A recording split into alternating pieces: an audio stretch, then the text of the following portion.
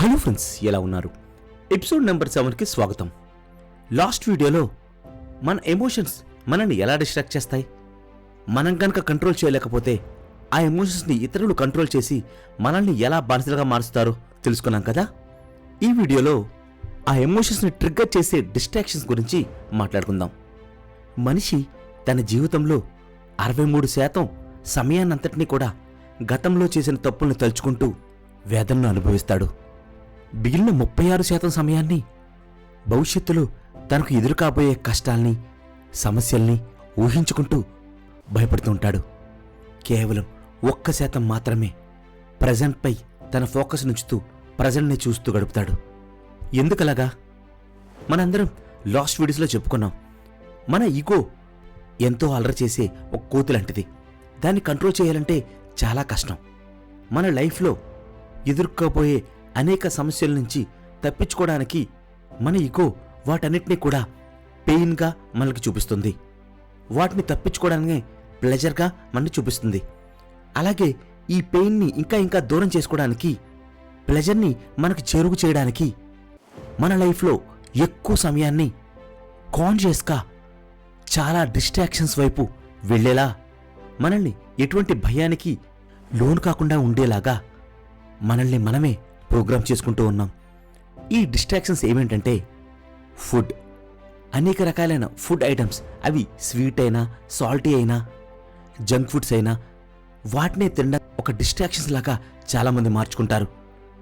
Next sex, porn, వీటినే చూస్తూ ఇవి వాళ్ళ యొక్క శారీరక అవసరాలను తీరుస్తాయి అన్నట్టుగా వాటినే చూస్తూ చాలా సమయాన్ని ఎంతోమంది గడుపుతుంటారు. అలాగే మూవీస్, టీవీ షోస్, సీరియల్స్, అలాగే ఫోన్లో selfies, photos, Android games, Instagram, Facebook chatting, ఇలా చాలా వాటిని మనం వెతుక్కుంటూ మన జీవితంలో ఎక్కువ సమయాన్ని ఈ డిస్ట్రాక్షన్స్పై ఫోకస్ చేస్తూనే గడుపుతూ ఉంటాం. మన డిస్ట్రాక్షన్స్లో చాలా రకాలు, చాలామందికి ఫ్యాంటసీ ఏరియాలు, అంటే వాళ్ళ నిత్య జీవితంలో జరగనివి, ఎక్స్పీరియన్స్ చేయనివి అయి ఉంటాయి. కొన్నిసార్లు ఎప్పటికీ జరగనివి అయి కూడా ఉండొచ్చు. కానీ వాటినే నిజమనుకుంటూ మన మీద మనమే సానుభూతిని వ్యక్తం చేసుకుంటూ చాలా సమయాన్ని గడిపేస్తూ ఉంటాం. ఇంకొంతమంది అయితే సమస్యల్ని వింటూ గడుపుతారు. అవునండి, చాలామందికి ఇతరుల సమస్యలు వినడం అంటే ఇష్టం. మీరు ఇటువంటి వారిని చూసే ఉంటారు. ఇతరుల సమస్యలు చెప్తుంటే వారు బయటికి సానుభూతిని నటిస్తూ చాలా ఆతృతగా, ఎక్సైటింగ్గా వింటూ ఉంటారు. వింత విషయం ఏంటంటే వాళ్ళకి నిజంగా వాళ్ళ జీవితంలో చాలా సమస్యలు ఉంటాయి, కానీ వాటిపై ఫోకస్ చేయరు. ఇతరులు చెప్పే సమస్యలు వింటూ వాళ్ళ సమస్యల కంటే అవి పెద్దవే అని ఊహించుకుంటూ ఒక సాటిస్ఫాక్షన్ని అనుభూతి చెందుతూ ఉంటారు.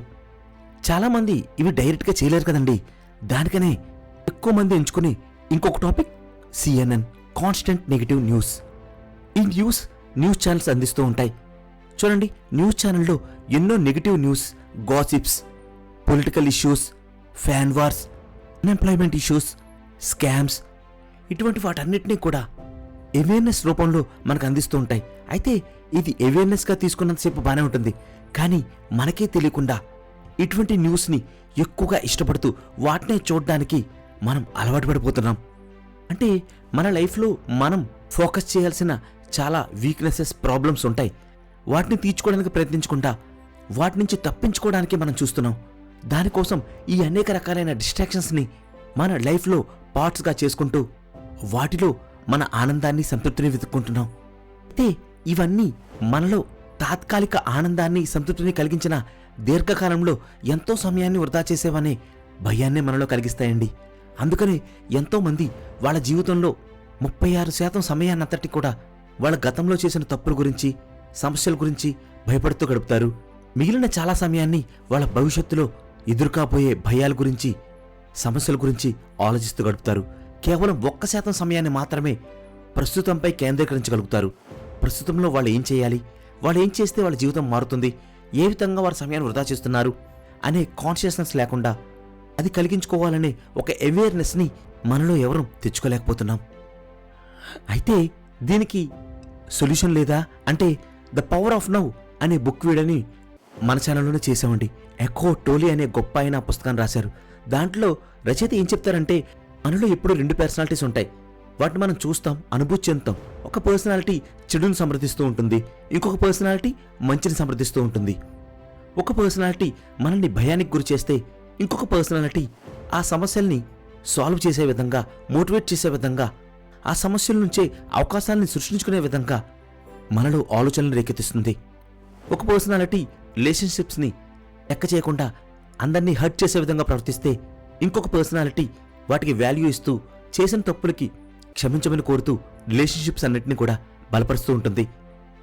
అలాగే ఒక పర్సనాలిటీ ఏమీ నేర్చుకోకుండా ఎక్కువ డిస్ట్రాక్షన్స్పై ఫోకస్ పెడితే ఇంకొక పర్సనాలిటీ లైఫ్లో టైం వాల్యూని తెలుపుతూ మనల్ని ఎప్పటికప్పుడు మనలో పాజిటివ్ హాబీస్ని కలిగించే విధంగా చేస్తూ దానికోసం అనేక స్కిల్స్ని నేర్చుకునేలాగా మనల్ని సిద్ధం చేస్తుంది.